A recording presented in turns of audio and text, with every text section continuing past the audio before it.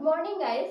আগের দিন ক্লাসে নবম শ্রেণীর ভূগোলের প্রথম অধ্যায় গ্রহরূপে পৃথিবী শুরু করা হয়েছিল। আগের দিন ক্লাসে আমরা কি জেনেছি যে পৃথিবী হচ্ছে গোল, পৃথিবীর আকৃতি গোল। বিভিন্ন পরীক্ষা নিরীক্ষার মাধ্যমে প্রমাণিত হয়েছিল যে পৃথিবীর আকৃতি গোল। কিন্তু পরবর্তীতে এই নিয়ে প্রশ্ন ওঠে যে পৃথিবী কি সত্যিই গোল, পৃথিবী কি পুরোপুরি গোল, না কি ধরনের গোল। সেই জন্য পরবর্তীতে বিভিন্ন পরীক্ষা নিরীক্ষা ও গাণিতিক সূত্রের মাধ্যমে প্রমাণিত হয় যে পৃথিবী হচ্ছে কি অভিগত গোল।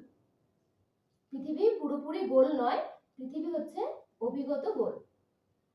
তো এই অভিগত গোলক ব্যাপারটা কি, যার এই উত্তর দক্ষিণ দিক চাপা থাকে এবং পূর্ব পশ্চিম দিক কিছুটা স্থিত থাকে বা ফোলা থাকে, তাকেই বলা হয় অভিগত গোল। যেমন এই যে উত্তর আর দক্ষিণ দিক কিছুটা চাপা এবং পূর্ব পশ্চিম দিক কিছুটা ফোলা বা স্থিত থাকে। তো এরকম হওয়ার কারণ কি, বিভিন্ন বৈজ্ঞানিকরা প্রমাণ করেছেন যে যদি কোনো গোলাকার নমনীয় বস্তু নিজের চারিদিকে ঘুরতে থাকে তাহলে দু ধরনের বলের সৃষ্টি হয়। দু ধরনের বল কি কি, যেমন কেন্দ্র বহির্মুখী বল আবার কেন্দ্রমুখী বলের সৃষ্টি হয়। তো পৃথিবীর উৎপত্তি কাল থেকে পৃথিবী যখন উত্তপ্ত ও নমনীয় ছিল, তারপর তো ধীরে ধীরে পৃথিবী ঠান্ডা হয়ে আজকের বর্তমান পৃথিবী সৃষ্টি হয়েছে। তো পৃথিবী যখন উত্তপ্ত আর নমনীয় ছিল তখন থেকে পূর্ব আর পশ্চিম দিকে আবর্তন করে চলেছে।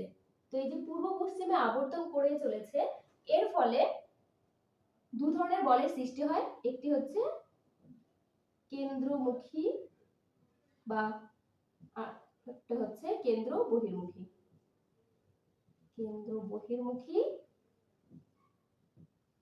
বা কেন্দ্রাতিক বল, আর একটি হচ্ছে কেন্দ্রমুখী বল। এই দুই ধরনের বলের সৃষ্টি হয়। তো কেন্দ্র বহির্মুখী বা কেন্দ্রাতিক বল কি? কেন্দ্রাতিক বল হলো যে বল বা শক্তি প্রতিনিয়ত বাইরের দিকে বেরোনোর প্রতিনিয়ত চেষ্টা করে চলেছে, বা বস্তু কণা কি হয় বাইরের দিকে বেরিয়ে যাওয়ার প্রবণতা থাকে, তাকে কি বলা হয় কেন্দ্র বহির্মুখী বা কেন্দ্রাতিক বল। আর কেন্দ্রমুখী বল কি, যে বল বা শক্তির মাধ্যমে কেন্দ্রের দিকে টানছে, কেন্দ্রমুখী মানে কেন্দ্রের দিকে টানছে, সেই বলকে বলা হয় কেন্দ্রমুখী বল। তো এই যে কেন্দ্র বহির্মুখী বল কোথায় সৃষ্টি হয়, যেহেতু এই যে পূর্ব পশ্চিমে এখানে কেন্দ্র বহির্মুখী বলের সৃষ্টি হয়, আর উত্তর আর দক্ষিণে কেন্দ্রমুখী বলের সৃষ্টি হয়। এই যে নিরক্ষরেখা বা ওই যে পূর্ব পশ্চিমের মাঝ বরাবর কেন্দ্র বহির্মুখী বলের সৃষ্টি হয়। এর ফলে কি হয়, এখানকার বস্তু কণা বা হচ্ছে প্রতিনিয়ত যে বাইরের দিকে বেরোনোর একটা চেষ্টা করে চলেছে, এর ফলে কি হয় পূর্ব পশ্চিমের জায়গাটা স্থিত হয় বা ফোলা থাকে। আর উত্তর দক্ষিণে কি হয়, যেহেতু কেন্দ্রমুখী বলের সৃষ্টি হয়, কেন্দ্রের দিকে টানছে, তাই উত্তর দক্ষিণ দিক কিছুটা চাপা হয়। আর পূর্ব পশ্চিম দিক কেন্দ্র বহির্মুখী বলের প্রভাবে কি হয় ফোলা হয়। তাহলে আমরা কি দেখলাম যে পৃথিবী হচ্ছে অভিগত গোল। অভিগত গোলক কাকে বলে বা কি ধরনের হয় সেটা আমরা এতক্ষণ বুঝলাম। তাহলে এবার পৃথিবী যে অভিগত গোল তার সপক্ষে কিছু প্রমাণ রয়েছে, যেমন হচ্ছে নিরক্ষীয় ও মেরুবাসের পার্থক্য। যদি পৃথিবী গোল হতো তাহলে কি হতো, যে উত্তর দক্ষিণ আর পূর্ব পশ্চিমের ব্যাস কিন্তু সমান হতো। কারণ গোলক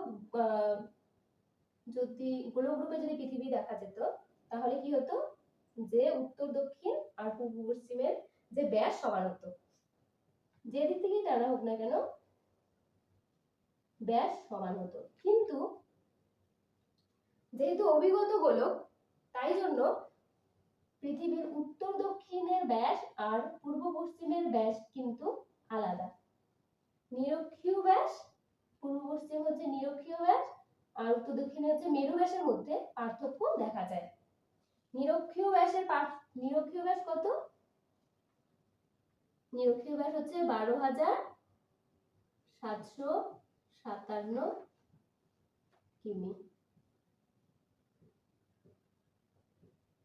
আর মেরু ব্যাস কত? 12,714 কিলোমিটার। তাহলে নিরক্ষীয় ব্যাস আর মেরু ব্যাসের পার্থক্য কি?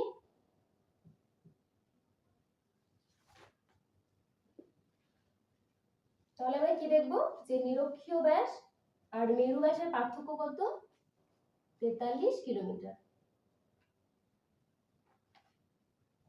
43 কিলোমিটার। এটা হচ্ছে নিরক্ষীয় ব্যাস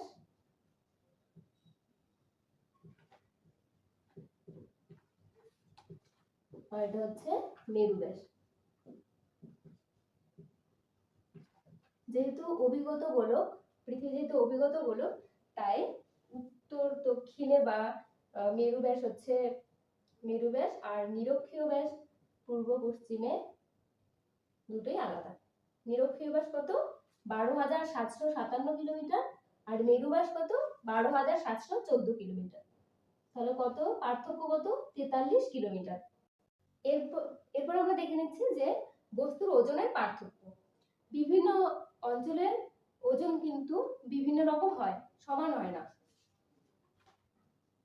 যেমন নিউটনের মাধ্যাকর্ষণ শক্তি অনুসারে বা মহাকর্ষণ শক্তি অনুসারে আমরা কি জানি যে নিউটনের মহাকর্ষণ সূত্র অনুসারে যে বস্তু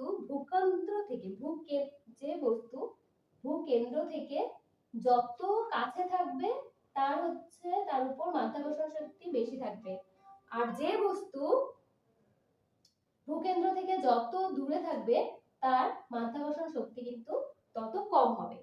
যেহেতু এই যে মেরু অঞ্চল কি ভূকেন্দ্র থেকে কাছে অবস্থিত, তাই জন্য বিভিন্ন বস্তুর ওজন কিন্তু এখানে বেশি হয়। কোথায় বেশি হয়? 2 নাম্বার। কোথায় বেশি হয়? মেরু অঞ্চলে বেশি হয়। মেরু অঞ্চলে বেশি হয়। আর হচ্ছে নিরক্ষীয় অঞ্চলে কম হয়। যেহেতু নিরক্ষীয় অঞ্চলে কি? নিরক্ষীয় অঞ্চল ভূকেন্দ্র থেকে কিছুটা দূরে অবস্থিত। এরপর আমরা দেখে নিচ্ছি যে কি দোলক ঘড়ির সময়ের পার্থক্য। দোলক ঘড়ির সময়ের পার্থক্য অনেকটা ওই বস্তুর ওজনের পার্থক্য যেরকম দেখলাম অনেকটাই একরকম। কেন পার্থক্য হচ্ছে? কারণ হচ্ছে মেরু অঞ্চল যেহেতু ভূকেন্দ্র থেকে অনেকটা কাছে অবস্থিত, তার মাধ্যাকর্ষণ শক্তিও বেশি। এর ফলে কি হয়? দোলক ঘড়িগুলো অনেক তাড়াতাড়ি ঘুরতে থাকে। তাই জন্য এই নিরক্ষীয় অঞ্চল দোলক ঘড়ি এবং মেরু অঞ্চলের দোলক ঘড়ির মধ্যে সময়ের পার্থক্য দেখা যায়। তাহলে আমরা কি দেখলাম যে পৃথিবীর অভিগত গোলক রূপে প্রমাণগুলো দেখলাম। একটি হচ্ছে কি নিরক্ষীয় ও মেরু ব্যাসের মধ্যে পার্থক্য, একটি হচ্ছে বস্তুর ওজনের মধ্যে পার্থক্য, আর একটি দোলক ঘড়ির সময়ের পার্থক্য। এরপর আমরা দেখে নেব যে জিওট কাকে বলে। জিওট কাকে বলে? এটা কিন্তু তোমাদের খুব গুরুত্বপূর্ণ একটি প্রশ্ন যে জিওট কাকে বলে। জিওট কথাটি কেন এলো? কারণ পরবর্তীতে আরো বিভিন্ন পরীক্ষা নিরীক্ষা এবং গাণিতিক সূত্রের মাধ্যমে প্রমাণিত হয় যে পৃথিবী অভিগত গোলক নয়, পৃথিবীর যে আকৃতি তাকে বলা হয় জিওট। তাহলে আমরা কি দেখলাম? প্রথমে যে প্রাচীনকালে দেখেছি যে পৃথিবী চ্যাপ্টা বা সমতল, কিন্তু তারও পরবর্তীকালে আবার প্রমাণিত হয় যে পৃথিবী গোল। এরপর আবার ধীরে ধীরে আরো উন্নত মানের পরীক্ষা নিরীক্ষা চলে, পরবর্তীতে প্রমাণিত হয় যে পৃথিবী অভিগত গোলক। কিন্তু এর পরবর্তীতে আরো প্রমাণিত হয় যে পৃথিবী ঠিক অভিগত গোলক নয়, পৃথিবীর আকৃতিকে বলা হচ্ছে জিওট। কি বলা হয়? জিওট। কারণ পৃথিবীর কোথাও উঁচু আবার কোথাও নিচু। যেমন পৃথিবীর সর্বোচ্চ অংশ কি? Mount Everest. পৃথিবীর সর্বোচ্চ অংশ হচ্ছে মাউন্ট এভারেস্ট। কত মিটার উঁচু? 8,850 মিটার উঁচু। আবার পৃথিবীর কোথাও নিচু, যেমন সব থেকে গভীরতম অংশের নাম কি? মারিয়ানা খাত। মারিয়ানা খাত এটি কত মিটার নিচু? প্রায় 1133 মিটার নিচু। তাহলে কি দেখা যাচ্ছে যে পৃথিবীর কোথাও উঁচু কোথাও নিচু অংশ রয়েছে। যেমন পৃথিবীর এখানে যেমন উঁচু অংশ বা পর্বত রয়েছে, আবার এখানে কি রয়েছে? পৃথিবীর সবচেয়ে গভীরতম অংশ বা নিচু অংশ রয়েছে। এখানে তার মানে জলভাগ রয়েছে, আর এখানে পর্বত রয়েছে। তাহলে পৃথিবীর আকৃতি কেমন হলো? পৃথিবীর আকৃতি অভিগত গোলক হলো না, গোলকও হলো না, পৃথিবীর কোনো নির্দিষ্ট আকৃতি নেই। পৃথিবীর আকৃতি দেওয়ার জন্য বলা হয় যে পৃথিবীর মতোই। তাহলে জিওড অনেকটা কিসের মতো? কোনো আকৃতিরই হচ্ছে না।